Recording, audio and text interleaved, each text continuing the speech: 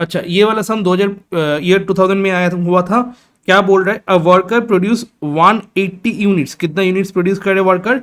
180 units produce करे workers in a week, and it guaranteed weekly wage payment 44 hours is ₹77।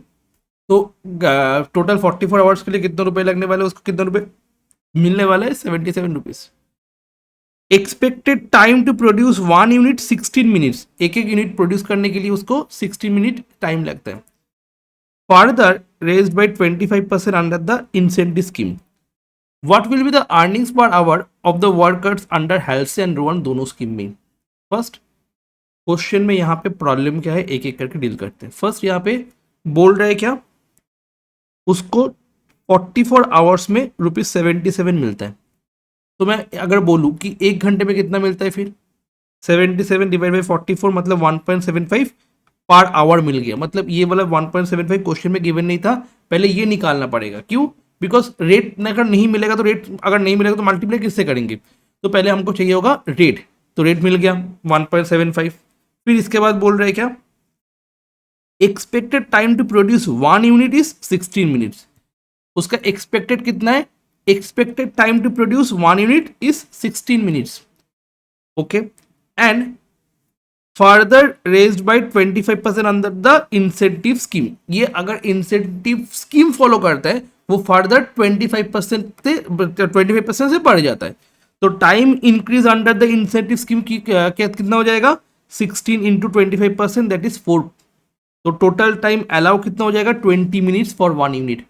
तो 20 minutes हो जाएगा 1 unit के लिए तुम्हारा इंसेंटिव स्कीम में। ठीक है, मेरे को इंसेंटिव स्कीम में ही निकालने बोले हेल्थ एंड रोवन स्कीम में कितना होने वाला है वो निकालने बोला था। तो ये वाला तो हो गया। उसके बाद time taken 44 hours, time taken कितना था? 44 आवर्स। ये आवर्स में है और ये मिनट्स में है। तो हम लोग को क्या करना होगा, इसको भी मिनट से आवर में कन्वर्ट करना होगा। क्लियर है कि नहीं बताओ? इसको भी मिनट से आवर में कन्वर्ट करना होगा। डन। तो टाइम टेकन 44 आवर्स बोला, गारंटी ये लोग टाइम लिया है 44 hours, and worker 180 units in a week produce करते हैं। तो टाइम अलाउड फॉर 180 यूनिट्स, कितना टाइम अलाउ होने वाला? बिकॉज 180 यूनिट्स बनाने में उसको 44 आवर्स लगा था। ये सुन लो, तो मेरे को 180 यूनिट्स बनाने के लिए कितना टाइम अलाउ होगा वो पहले निकालना होगा। क्वेश्चन बहुत ही ज्यादा इंपॉर्टेंट है, स्टार लगा के रखो। ठीक है, क्वेश्चन इंपॉर्टेंट है बहुत।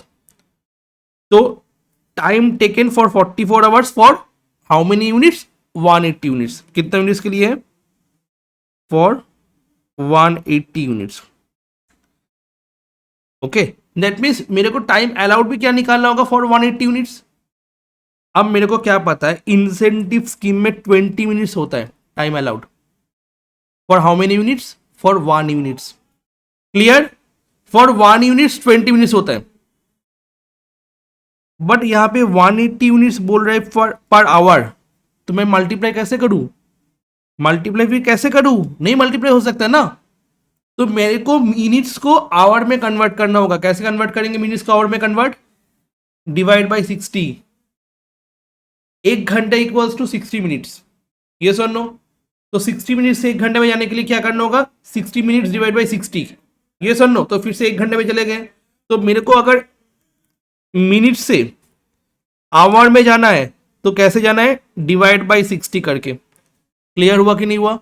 तो 20 मिनट्स डिवाइड बाई 60 मिनट्स करेंगे, मल्टीप्लाई 180 यूनिट्स करेंगे तो 60 आवर्स हो गया। अब टाइम सेव ऑटोमेटिकली निकल जाएगा। 60 आवर्स माइनस 44 आवर्स, 60 माइनस 44 करेंगे तो टाइम सेव निकल जाएगा। अब फॉर्मूला अप्लाई कर दो, नॉर्मल वेजेस 44 आवर्स तुम्हारा टाइम टेकन था इंटू 1.75, 44 आवर्स टाइम टेकन था 1.75, तो 77 आ गया।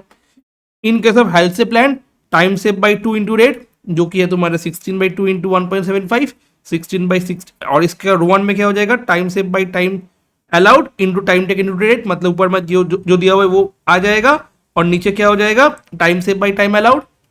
तो टोटल अर्निंग्स दोनों में निकल गया, टोटल अर्निंग्स दोनों में निकल गया। ठीक है, इसके बाद यहां पे क्या बोल रहे हैं? ये नहीं बोल रहे कितना अर्निंग है, what will be the earning per hour under health और वन अर्निंग पर आवर कितना होने वाला है? तो अर्निंग पर आवर कितना होने वाला है? अर्निंग पर आवर निकालने के लिए 91 डिवाइड बाई 44, तो time total earning divide by time taken, total earning by time taken, तो 2.07, 97.53 डिवाइड बाई 44 इक्वल्स टू 2.22। तो ऐसे करके तुम्हारा अर्निंग्स पर आवर आया। क्लियर हुआ कि नहीं हुआ? डन। चलो अच्छा, next sum 1989, Bharat shawl works has introduced the following sliding scale for its workers. First 10% of saving standard, bonus मिलने वाला है 40% of the time saved. Next 20% के लिए 50% of the time save, next 30% के लिए 60% of the time save, and the balance के लिए 75% of the time save. रेखा बोल के वर्कर है, ठीक है, उनका बेसिक रेट है तुम्हारा ₹2 करके।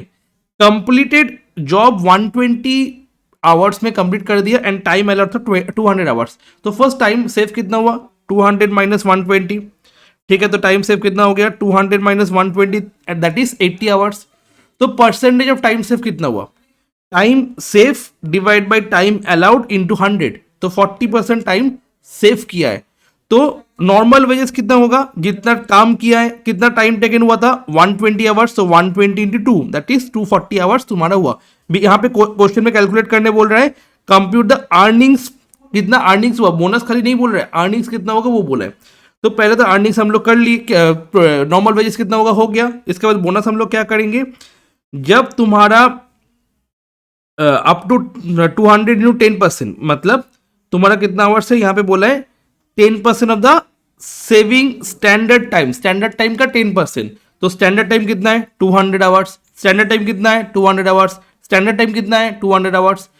फर्स्ट 10% के लिए 40% मिलने वाला है, तो फर्स्ट 10% मतलब 20 आवर्स के लिए 40% मिलने वाला है, दैट इज 8 घंटा होता है, उसके लिए ₹2 करके मिलने वाले रेट।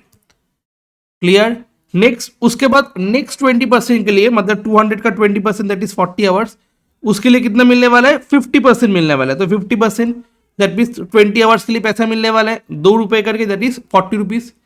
अब कितना आवर्स बचा हुआ है? ऑलरेडी 10 प्लस 20 30 हो गया, टोटल 40 था, दैट मीन्स और 10% बाकी जो 10% है उसके लिए कितना होगा तुम्हारा?